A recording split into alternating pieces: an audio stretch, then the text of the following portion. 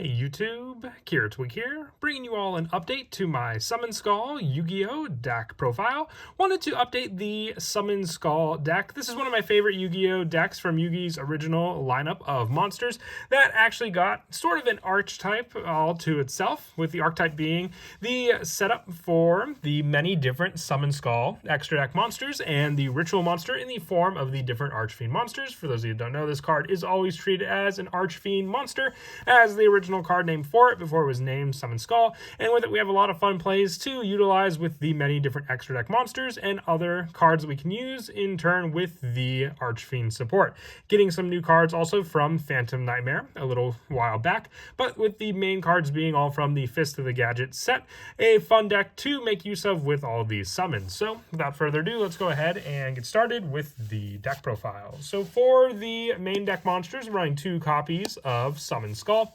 This card's always treated as an Archfiend card, and it can be used to summon out the good majority of our Archfiend monsters, whether it be our Archfiend Awakening for its ritual cost, overlaying it together into our Archfiend Descent, or even being able to go for Archfiend Manifestation for its fusion play. The only one we can't go for with this card is Archfiend's Call, because sadly we don't have a way to reduce its level in a easy and consistent way, so we focus on some other level 4 monsters with tuners to be able to summon out the Synchro variant, with it being the only one that Summon Skull can't go for. For the other main deck monsters, we're running 3 copies of the Ritual Monster, being Archfiend's Awakening.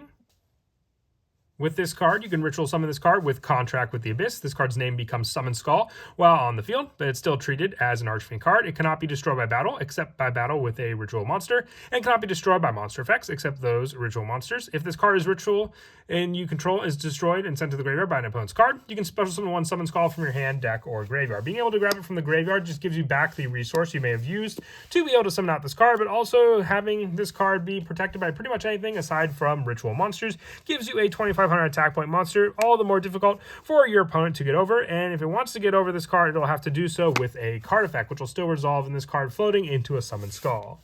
And we're running 3 copies of Archfiend Commander. If you control an Archfiend card, you can special summon this card from your hand, but it cannot attack this turn. You can only special summon Archfiend Commander once per turn this way. When special summon this way, target one Archfiend card you control and destroy that target. When this card's tribute summon, you can target one level 6 Archfiend monster in your graveyard, special summon that target, and face up defense. Being able to have your ritual monster be summoned out, go for a tribute play with Archfiend Commander to then summon back the Awakening, because if you properly ritual summon it, then you can summon it back to the field. And then from there, you have the overlay power with these 2 cards to be able to summon out your Archfiend Descent, or if you have your fusion card, being able to summon out your Archfiend Manifestation, needing a Summon Skull and a Dark Monster to do so. And Archfiend Awakening always being counted as Summon Skull just helps with that play. We're also running 3 of the new card from the Phantom Nightmare booster set, being Berserker Archfiend.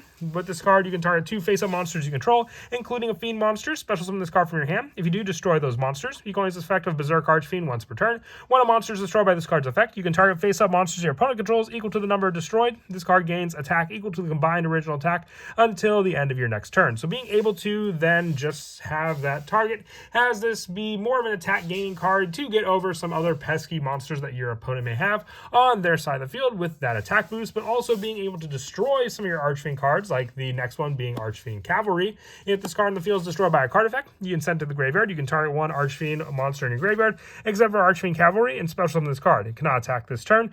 This card just being able to use that destruction play, because Berserk Archfiend does say target up to 2 face-up monsters, so then you can just target the one, summon this card, and then have this card be able to special summon out another Archfiend from your graveyard back onto the field as well. And then 3 copies of Manju of the 10,000 Hands. So this card can just search out our ritual setup, whether it be our Archfiend Awakening going for the search, or our needed ritual spell, like our Contract with the Abyss. Our Manju can grab all of these cards, and then also be able to be potentially used as a level 4 monster, along with our Archfiend Cavalry, to go for our synchro play of Archfiend Call, using our tuners, which are the 1 copy of Vision Resonator and the 1 Crimson Resonator. Having both of these level 2 monsters as an easy special summon play by controlling no monsters with Crimson Resonator, and controlling a level 5 or higher Dark Monster, which we can easily do in this deck as well, to special summon out our Vision Resonator. And then even if we didn't have the level 4 monster to go into Archfiend Call with either of these 2 monsters, if we have a level 6, we still have some bigger synchro monsters to go into with the extra deck with these cards as well.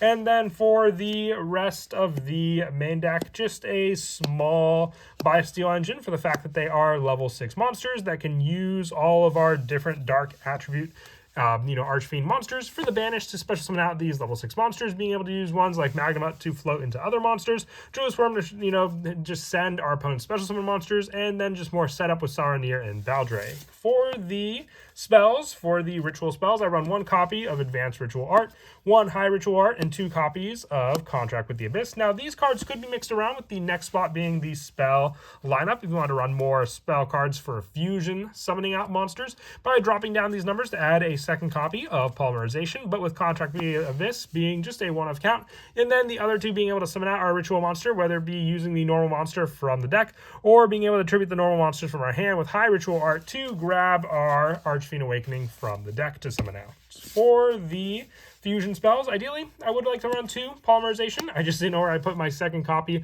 of Polymerization, so I have a Summoner's Art here just as a potential search card for our Summoned Skull, but it can also just be a second Polymerization to use for the fusion play of Archfiend's Manifestation. I thought of Super Polymerization in the deck, but more or less, this deck really just needs to use those resources from your hand, which you could use the ones on the field if any of the numbers are counting as Summoned Skull while on the field, like our Ritual Monster. Other than that, you'll just need a dark attribute monster, which once again a good majority of the main deck can cover for this. And then also for the spells, 3 copies of Preparation of Rites, being able to add back a ritual spell from our graveyard and add the Archfiend Awakening from our deck to our hand, just more of the deck thinning and searching for the particular monster we need for this card. 2 copies of Celestial Observatory. Now, I thought over this or Allure of Darkness, being able to place a level 6 monster from your hand or face them on the field on the bottom of the deck to draw 2 cards can just help you cycle into some more needed level 6 monsters, or even use some of our level 6 monsters for that draw power to go into some more of the cards needed for the Archfiend engine to make use of. The 1 copy of Resonator Call to search out the proper Resonator for the synchro play, the 1 Monster Reborn, and the 1 Call by the Grave to finish off the rest of the main deck spells. For the traps, running 2 copies of Sinister Yorishiro. Each turn, 1 level 5 or higher fiend type monster you normal summon. Can be normal summon without tributing. If exactly 1 normal summon or set level 5 higher monster and that card would be destroyed, you can send this card to the graveyard instead. Being able to just get around the tribute summon of our Archfiend monsters means we can just normal summon out our Summon Skull using this trap, and then also have it be used as extra protection for those Archfiend monsters. And then lastly, the 1 copy of Rivalry of Warlords, just being so each player can only control 1 type of monster. So with this, we'll just stick to the Fiend lineup that we run in the deck and limit our opponent for more of what they can do. For the extra deck, I run 2 copies of Archfiend's Ascent. This card's name becomes Summon Skull on the field, but is still treated as an Archfiend card. If Summon Skulls you control be destroyed by battle or card effect, you can detach 1 material from this card instead. And if this exceeds summon card you control is sent to the graveyard by an opponent's card, you can special summon 1 Summon Skull from your hand, deck, or graveyard. Once again, grabbing Summon Skull for that resource to use against our opponent. The 2 copies of Archfiend's Manifestation. With this card, its name becomes Summon Skull, but it's still treated as an Archfiend card. All Summon Skull you control gain 500 attack.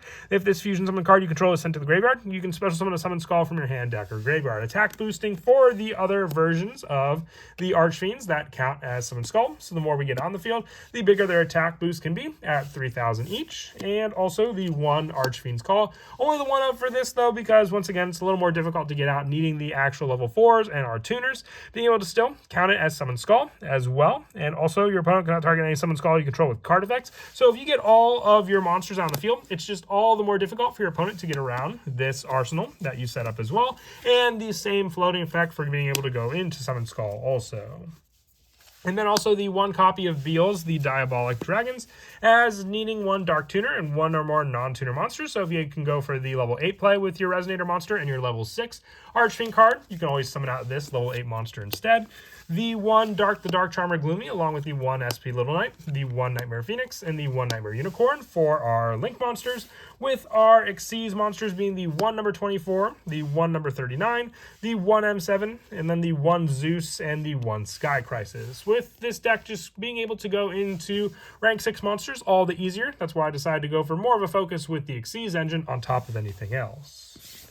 And then as for some of the go-to plays in the deck, as the setup is mentioned before with our Archfiend cards, the best play to set up some of these cards would be our Ritual setup. So if you have cards like your Advanced Ritual Art and your Archfiend Awakening in your hand, before you even go for your normal summon, you can activate your Advanced Ritual Art, then summoning out your Archfiend Awakening by sending our Summon Skull from our deck to the graveyard, sets up one in our graveyard to float back into with Archfiend Awakening. But you could potentially also go a step further with having cards like Commander in your hand, because then you can destroy your Awakening, summoning out the Commander, and then from there summoning back your Awakening, going into the Xyz play with this summon here to summon out your Archfiend Ascent onto the field, and then having an extra detach option for the protected cards as well. If you want to go for more of the fusion play, the same setup there, you'll just need the fusion card to be able to do so, fusing out your 2 monsters to then go into your fusion monster, Archfiend Manifestation,